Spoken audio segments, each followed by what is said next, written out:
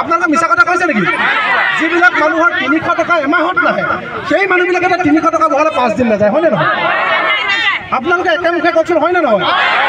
যিবিলাক মানুহৰ এমাহত 200 টকা বিল আহে এতিয়া 200 টকা বহালে 3 দিন নাযায়, হয়নে নহয়? কি যাদু আছে? কি যাদু আছে? কি যাদু আছে এই কথাটো কৈ দিয়ক। সেইটো তেওঁলোকে বুজাব নোৱাৰে, সেইটো বুজাব নোৱাৰে। তেওঁলোকে য'ত টিউশ্যন লৈছে সেই কথাটো আমাক বুজাই থাকে।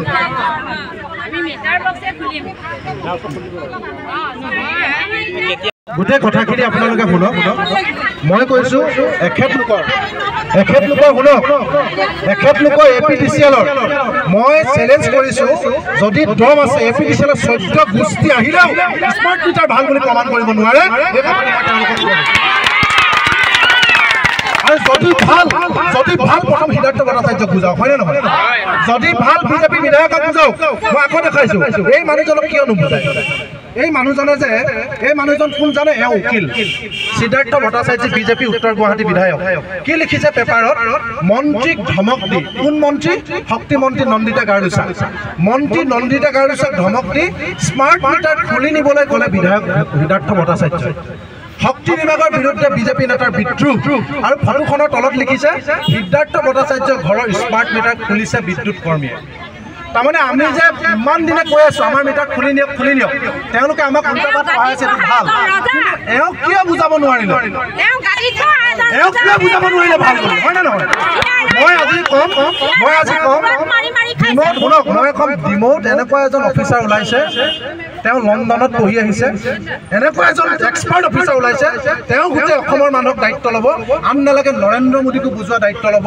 যি নৰেন্দ্ৰ মোদীয়ে গুজৰাটত লগোৱা বন্ধ কৰিছে, সেই নৰেন্দ্ৰ মোদীকো ডিমৌৰ বিষয়াজনে বুজোৱা দায়িত্ব ল'ব যে APDC স্মাৰ্ট মিটাৰ ভাল, হয়নে নহয়? আজি আমি এই কথাটো ক'ব লাগিব, হয়নে নহয়?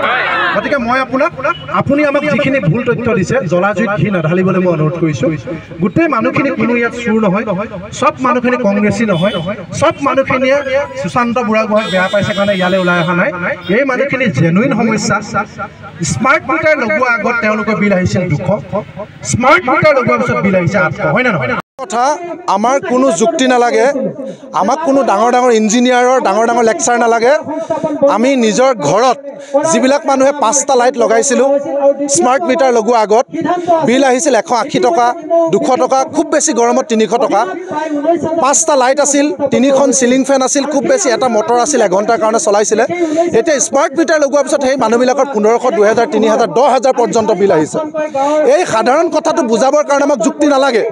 আমি সকলো মানুহে বুজি পাওঁ যে স্মাৰ্ট মিটাৰ জৰিয়তে APDCLে সাংঘাতিক ধৰণে লুণ্ঠন চলাইছে। স্মাৰ্ট মিটাৰ অহাৰ পিছত মানুহৰ ঘৰত বিল 10 গুণ পৰ্যন্ত বৃদ্ধি হৈছে। গতিকে আমাক স্মাৰ্ট মিটাৰ নালাগে।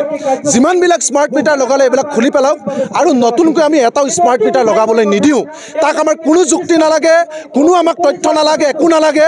আমাৰ নিজৰ পকেটৰ পইচাই আমি দিছোঁ। যি বিদ্যুতক সেৱা হিচাপে গণ্য কৰা হৈছিল এখন দেশত, সেই বিদ্যুতক এতিয়া জাতি মাতি ভেটি চৰকাৰে পণ্যলৈ তেওঁলোকে ৰূপান্তৰিত কৰিছে, বজাৰত মেলি দিছে। আদানীক তাক নিয়ন্ত্ৰণ কৰিবলৈ দিছে, জেনাছক নিয়ন্ত্ৰণ কৰিবলৈ দিছে। গতিকে বিদ্যুৎ আমাৰ সেৱা হৈ থাকিব লাগিব। এইখন কল্যাণকামী ৰাষ্ট্ৰ, ৱেলফেয়াৰ ষ্টেট। গতিকে বিদ্যুৎ সেৱা হৈ থাকিব লাগিব।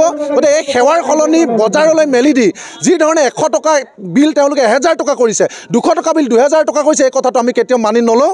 এয়া স্মাৰ্ট ডকাইটি, এয়া স্মাৰ্ট পকেট মাৰ। গতিকে এই কথাটো মানি নলওঁ। আনকণ্ডিশ্যনেলি স্মাৰ্ট মিটাৰ খুলি আনিব লাগিব, এইটো আমাৰ স্পষ্ট দাবী।